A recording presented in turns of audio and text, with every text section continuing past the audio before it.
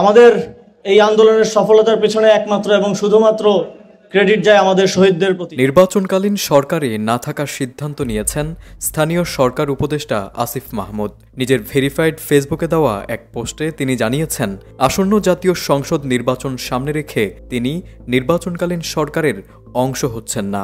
আসিফ মাহমুদের পোস্টে স্পষ্টভাবে উল্লেখ করা হয়েছে, রাজনীতির সঙ্গে যারা যুক্ত তাদের নির্বাচনকালীন সরকারে থাকা উচিত নয়।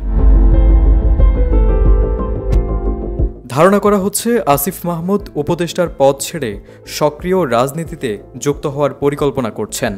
এর আগে নাহিদ ইসলামও একই পথে হেঁটেছেন।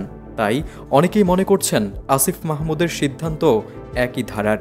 তবে এখনও তিনি নিশ্চিত করে বলেননি কোন রাজনৈতিক দলে যোগ দেবেন। এনসিপিতে তার যোগদান নিয়ে কিছু গুঞ্জন থাকলেও সেটি নিশ্চিত করেননি। একই সঙ্গে আগামী জাতীয় নির্বাচনে প্রার্থী হবেন কিনা তাও পরিষ্কার করেননি। প্রধান উপদেষ্টা পূর্বে জানিয়ে রেখেছেন, ত্রয়োদশ জাতীয় সংসদ নির্বাচন অনুষ্ঠিত হতে পারে আগামী বছরের ফেব্রুয়ারিতে। তার আগেই ডিসেম্বরে ঘোষণা হতে পারে নির্বাচনের তফসিল।